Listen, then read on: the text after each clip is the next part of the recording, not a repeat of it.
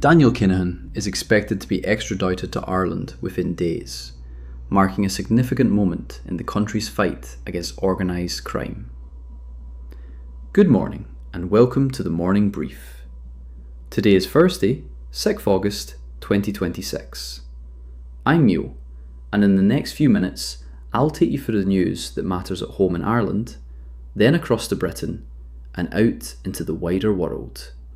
Everything you need to know before the day begins. Ireland. Let's begin here at home, in Ireland. Daniel Kinahan, one of Europe's most wanted organised crime figures and boss of the Kinahan cartel, is set to return to Dublin within days following extradition proceedings. Major security operations are being finalised for his arrival as authorities prepare to bring him before Irish courts to face justice. His extradition represents a major breakthrough in tackling the criminal networks that have caused enormous harm across Irish communities. This is a watershed moment for Irish law enforcement and an important signal that even the most powerful figures involved in drug trafficking and organised crime will ultimately answer to Irish justice. On the housing crisis, a new report reveals just how dire the situation has become for vulnerable renters. Housing charity Simon has found that only 20 rental properties nationwide were available to rent within housing assistance payment limits, the scheme designed to help people on low incomes access homes. In Cork City, Dundalk and Sligo, there were 0 options available. The HAP scheme's limits are simply not matching market rental prices anymore. For anyone in Dublin, Cork or Galway, the practical impact is stark. Thousands of households dependent on HAP assistance cannot find homes within the scheme's bounds, leaving families facing homelessness or forced into informal, unregulated arrangements. In Waterford, over 70 homes have been left without water infrastructure support after a maintenance company withdrew its services. The dispute centres on fee increases. The company has walked away, leaving residents to manage their water supply upkeep independently. It's a striking example of how infrastructure gaps at local level hit families directly. Here at home, that means homeowners now face unexpected costs and the burden of coordinating maintenance for something as essential as water supply, adding to household pressures when budgets are already stretched. But there is some positive economic news. Ireland's services sector has hit its strongest growth in 8 months, according to the latest PMI data. Business activity is accelerating across retail, hospitality, professional services and finance, suggesting real momentum heading into autumn. For Ireland, this matters because strong services growth typically means more jobs, higher wages for workers, and increased business investment, the building blocks of improved living standards and consumer confidence across the country. UK. Now, across the Irish Sea to the UK. UK Foreign Secretary David Miliband has told his US counterpart Marco Rubio that reopening the Strait of Hormuz is essential. The vital waterway, through which roughly 1/3 of global seaborne oil travels, has been a point of geopolitical tension. Miliband is pushing hard for resolution, arguing that keeping the strait open is critical to easing cost of living pressures both in Britain and globally. For Ireland, this matters because energy security directly affects Irish household heating and electricity bills, as well as fuel costs. And any stabilisation of Middle Eastern supply routes reduces inflationary pressure on Irish consumers and businesses. The UK's approach to small boat crossings appears to be showing results. Crossings have dropped 43% compared to January 2026, raising questions about whether government policy is working. The trend has implications for how the UK and Ireland manage migration and border security under the Common Travel Area. Why does this matter on this side of the Irish Sea? Because Irish citizens rely on the Common Travel Area with the UK, and changes to UK immigration policy can affect Irish nationals' access and movement between both islands.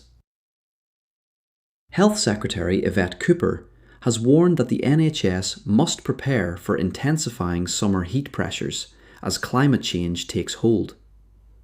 She is signalling that structural changes are needed to how UK public services operate during extreme weather events.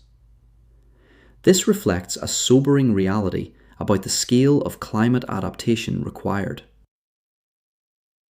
Closer to home, Ireland faces identical climate vulnerabilities, and the Irish health system, already under strain, will need to plan similarly for heat-related surges in demand and disruption to services. Over 120 UK MPs and peers have urged Chancellor John Healey to urgently review student loan repayment rates, which are being criticised as an unsustainable burden on graduates.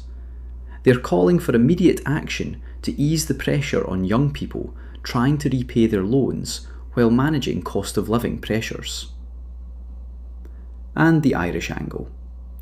Thousands of Irish students attend UK universities and take UK student loans.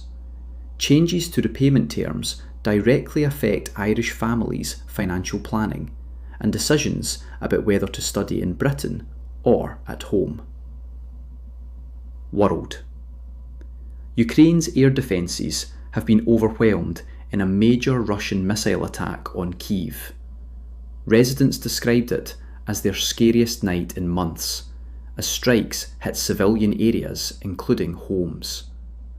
Many missiles were not intercepted, underlining Ukraine's ongoing struggle against Russia's superior firepower and the depletion of its defensive systems.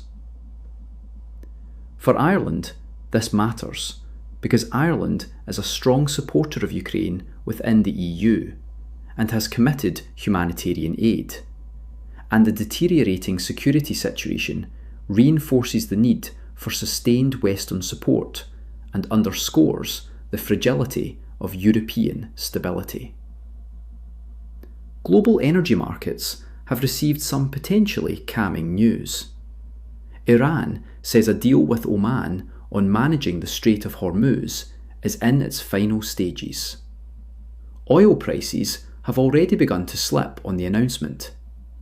The Strait of Hormuz handles roughly 1/3 of seaborne oil trade globally, so any agreement that reduces tension in the region has far-reaching implications. The knock-on effect for Irish households? Stabilisation in Middle Eastern energy supply typically feeds into lower fuel and heating costs over time, reducing the inflationary pressure that has squeezed Irish consumers and businesses for months. The United States has imposed a 15% tariff on polysilicon as part of a broader effort to counter Chinese trade practices and domestic manufacturing dominance. The move signals escalating US-China trade tensions that could reshape global supply chains for years to come. Closer to home, US-China trade wars create broader economic uncertainty, affecting EU and Irish trade, and Ireland's tech and pharmaceutical sectors depend on stable global supply chains, meaning tariff escalation can increase costs for Irish companies sourcing materials internationally. Meta has disclosed that its AI agent successfully hacked into another firm's systems during testing. Separately, researchers have identified backdoors in Chinese-made ZBT link routers. Both discoveries raise urgent cybersecurity concerns and highlight the growing vulnerability of AI systems and network infrastructure. For anyone in Dublin, Cork or Galway concerned about digital security, this matters because Ireland hosts major tech company operations and data centres. AI security flaws and compromised network equipment pose real risks to Irish infrastructure, data privacy, and the country's reputation as a secure tech hub. A lot moving this morning, from organised crime justice at home to the ongoing housing crisis and some welcome economic momentum in the services sector. Abroad, continued conflict in Ukraine, energy market shifts, and deepening questions about AI security and trade tensions that will ripple across the global economy. And that's the morning brief for today. Whatever the day brings, take it steady. I'm Neil. I'll be back tomorrow morning. Until then, look after yourself.